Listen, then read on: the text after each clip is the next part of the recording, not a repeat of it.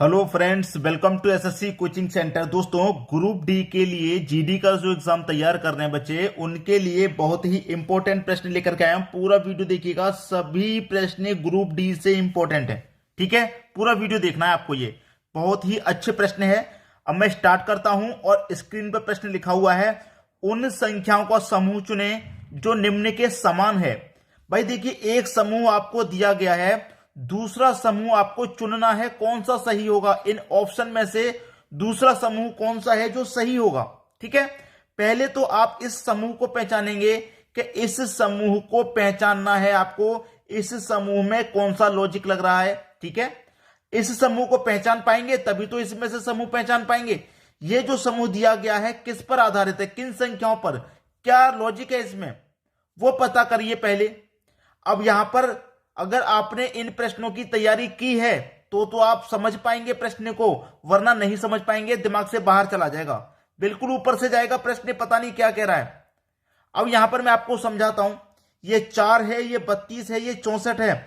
इस समूह को हम पहचानेंगे तो कैसे पहचानेंगे। ये जो 4 दिया गया है ये 2 की पावर 2 होता है। ये जो 32 दिया गया है ये 2 की पावर 5 होता है। ये जो 64 दिया गया है ये 2 की पावर 6 होता है कि नहीं। 2 की पावर 2 का मान 4, 2 की पावर 5 का मान 32 और 2 की पावर 6 का मान 64 होता है कि नहीं होता। अब यहां पर बेस देखिए सभी का समान है, एक ही बेस है, पावर 2, पावर 5, पावर 3। अब यहां पर जो ऑप्शन दिए गए हैं उसमें क्या होगा, सभी का बेस तो समान होगा, कोई एक बेस होगा तीनों का, और पावर वहां पर 2 होगी, पावर 5 होगी, पावर 6 होगी।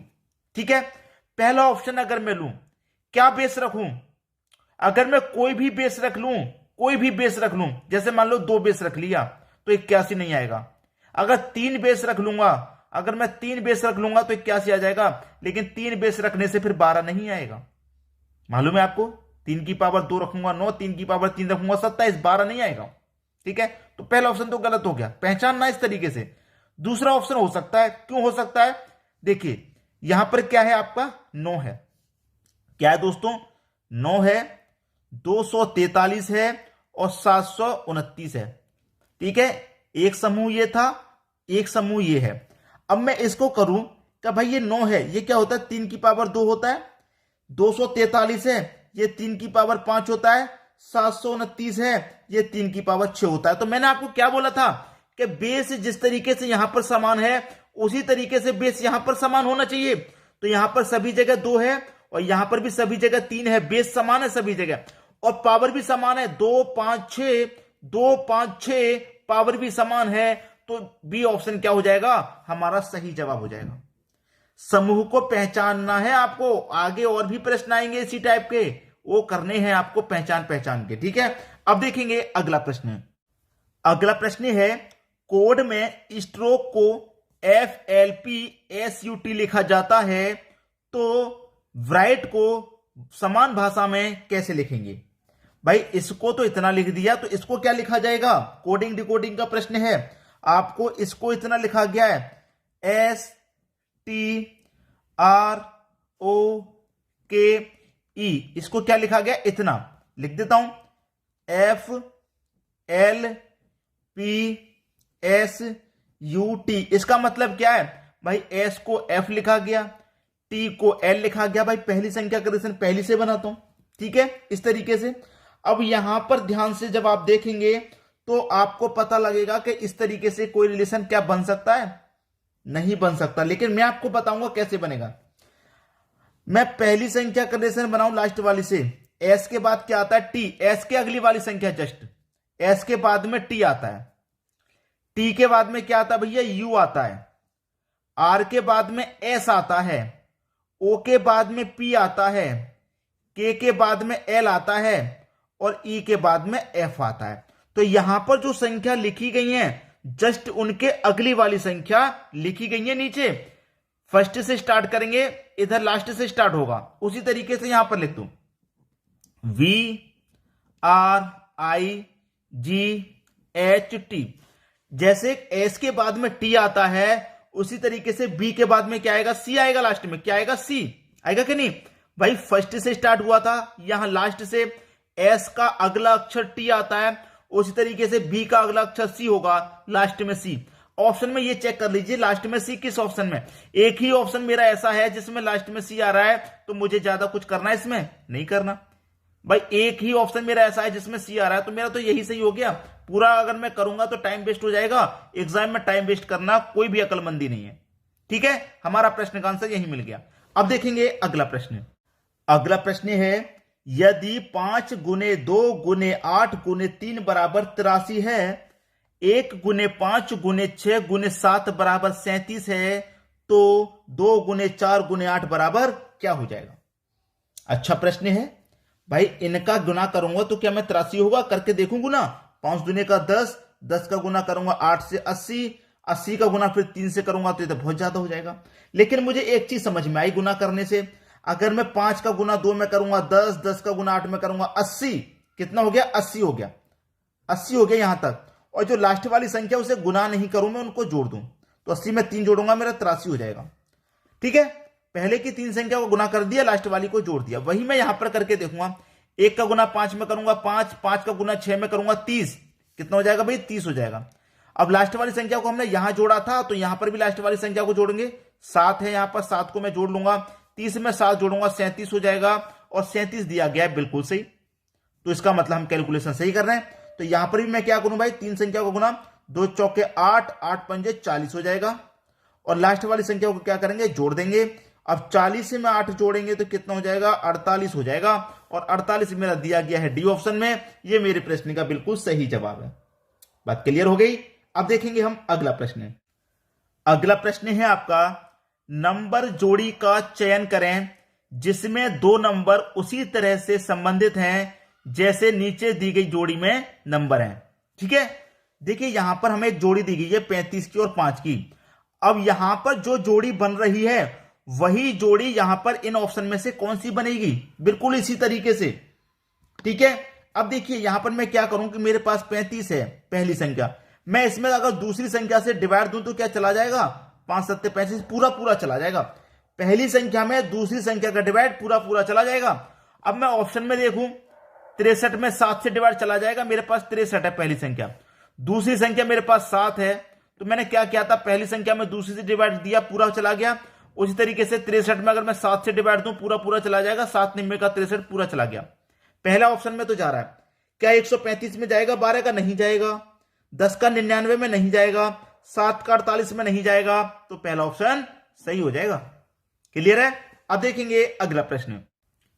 अगला प्रश्न है, दिए गए मान को सही बनाने के लिए निम्नलिखित में से किन 2 संकेतों को आपस में बदलना चाहिए? कौन से 2 संकेत ऐसे होंगे जिनको हम आपस में बदलेंगे और मान हमारा सही आ जाएगा? ठीक है, आपस में किन संकेतों को बदलें हम? ठीक है, देखिए यहां पर 15 + 5 - 10 गुने 6 डिवाइडेड बाई 12, 6 के बराबर आना चाहिए भाई। 6 के बराबर, 6 के बराबर कैसे आ जाएगा? 6 के बराबर कैसे आएगा? देखिए मैं आपको एक चीज क्लियर कर दूं, हमारे पास 4 ऑप्शन है, हम कैसे पहचानेंगे कि किस ऑप्शन को लगाएं?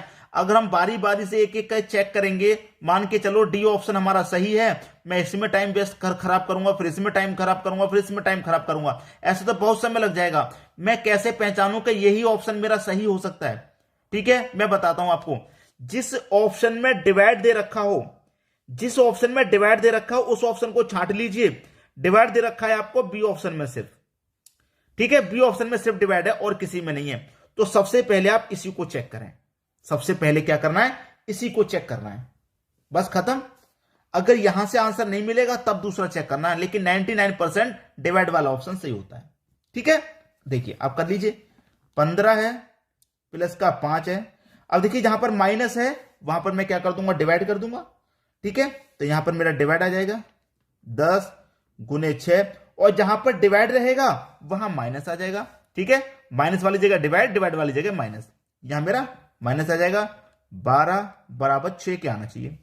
ठीक है, अब देखिए 15 + 5 डिवाइडेड बाई 10 गुने 6। अब मैं ऐसे करूंगा, 15 + 5 में दोस्तों डिवाइड हो रहा है हमारा कितने का?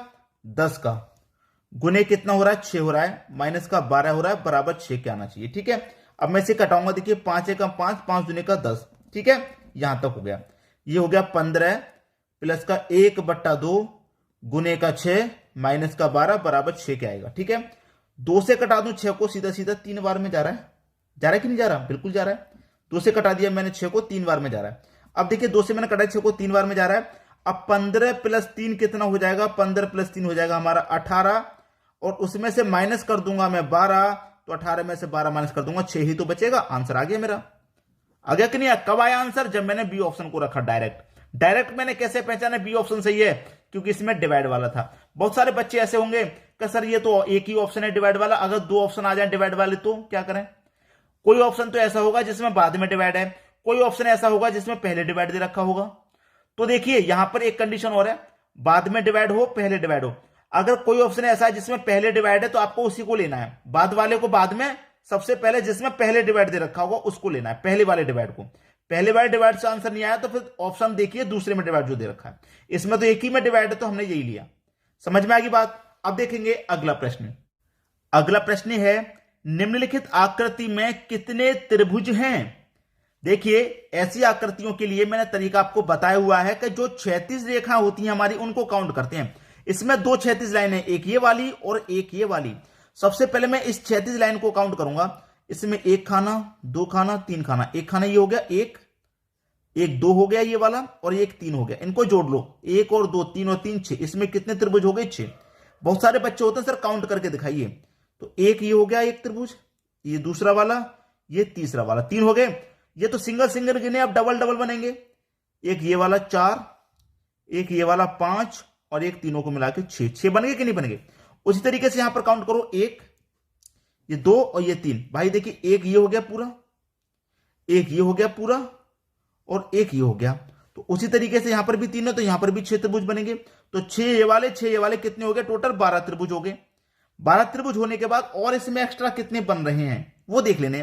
तो एक तो एक्स्ट्रा ये बन रहा है, एक ये वाला हो गया 2, और एक ये वाला हो गया 3 और बनना है भाई इसमें। तो 15 में मैं क्या करूंगा? 3 जोड़ दूंगा, कितने हो जाएंगे? 15। कितने त्रिभुज हैं भाई इसमें? 15। डी ऑप्शन सही हो गया। अब देखेंगे अगला प्रश्न। अगला प्रश्न है, संख्या का सही सेट चुने जो निम्न सेट के समान है। भाई यहां पर एक सेट दिया गया है, इस सेट में जो लॉजिक है उसी लॉजिक से कोई दूसरा सेट भी यहां पर बनेगा ऑप्शन में से। वो कौन सा बनेगा वही आपको बताना है। वही क्या करना है? आपको बताना है कैसे बनेगा। भाई मैं चाह रहा हूं इस प्रश्न को आपको होमवर्क के लिए देना, लेकिन मुझे लग रहा है कि 90% बच्चे नहीं कर पाएंगे इस प्रश्न को। चलिए ये प्रश्न मैं आपको होमवर्क के लिए देता हूं, ठीक है? अगर आप लोग नहीं कर पाएंगे ना तो आप मुझे कमेंट कर देना, मैं अगले वीडियो में सबसे पहला प्रश्न इसी को कराऊंगा, सबसे पहले इसी को कराऊंगा, ठीक है? सबसे पहले कराऊंगा मैं इसी को, अगर आप नहीं कर पा रहे हैं तो।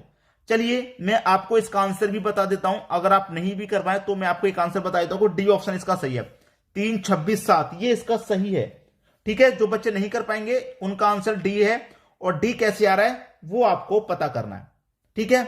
चलिए मैं आपको बता ही देता हूं।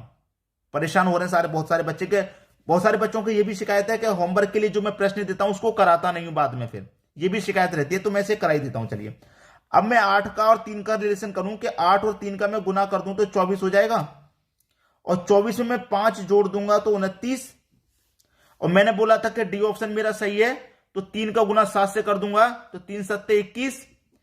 अब यहां पर मैंने कितना जोड़ा भाई? 5 जोड़ा, तो मैं यहां पर भी 5 जोड़ दूंगा गुना करने के बाद, तो 26, बीच में मेरा 26 तो दिया गया, यहां 29 है, बीच में 29 दिया गया। पहली संख्या का तीसरी का गुना करके 5 जोड़ दो, बीच वाली संख्या मिलेगी। उस तरीके से पहली का और तीसरी संख्या का गुना करके 5 जोड़ दो, बीच वाली संख्या मिल जाएगी, खत्म हुआ। चलिए मैंने आपको करा ही दिया। ये प्रश्न आसान था कि नहीं था? लेकिन फिर भी बहुत सारे बच्चे सोच रहे होंगे पता नहीं इसमें क्या था। तो शेयर नहीं रुकना चाहिए भाइयों, शेयर करते रहिए वीडियो को, ठीक है? वीडियो देखने के लिए आपका बहुत बहुत धन्यवाद।